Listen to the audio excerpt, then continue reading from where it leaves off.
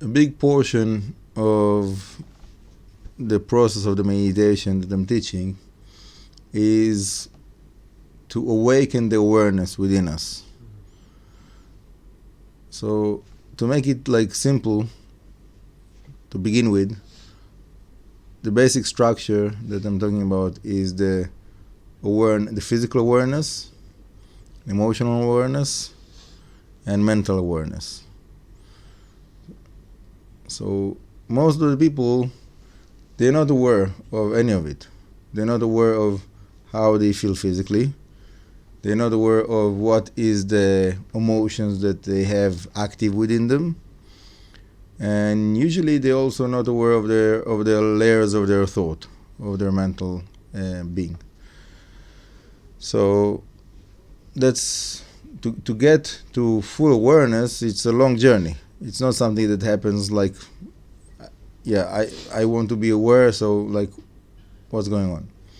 And for example, there's many people that after years and years that they are going to a therapist, psychologist, whatever it is, after years they get they realize that they had a certain emotion that they were carrying with them from the childhood, and it was like very, very active within them and moved them to do certain things or not to do certain things. And it's some kind of emotion that is like very childish, and really they don't need to hold it. And when they get to be aware of that, so then they are able to let it go. Right? This is basically, in a certain way, like in a nutshell, that's a therapy. Right? That's a therapy process. So within the Kabbalistic meditation that I'm teaching, so that's also a part of that. Yeah, because to get to the spiritual awareness, it cannot be when someone is ignoring his emotional, his emotional being, physical being. So awareness is something that needs to be built up. Okay, and that's by practicing the meditation. So to make it to like just in a very, very like shallow surface way to give it over, when you're doing some practice meditation, so while you're breathing, after you go through a process of relaxation, preparation for that point, so there's a way of connecting to your emotions and to see what's going on. What are those emotions that are within me? And while you know them, so you also find like what's the source of them, where they're coming from, where they're connected to. So for me, it's easy to use the parable of computer. That today in the computers that we have, except of the programs that we know that we're using, there's many programs that are working in the background in the computer. So you have this thing that in Windows that it's called Task Manager.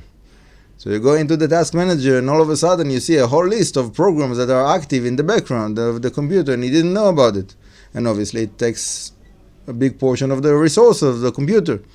And you don't understand why the computer is working so slow.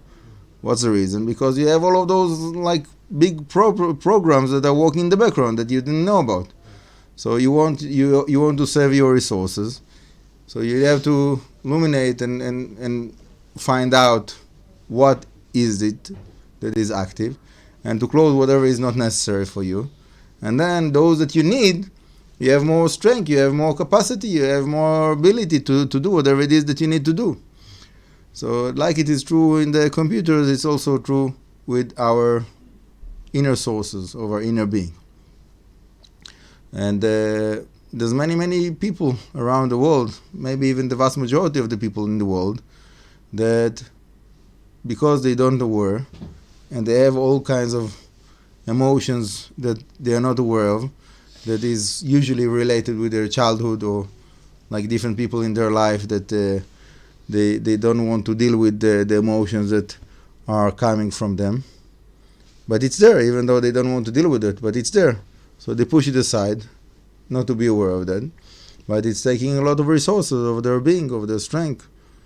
So my advice is practice meditation, Jewish meditation, Kabbalistic meditation, and find out the resources that you have, and find out how to use them in a better way. Zod Hashem.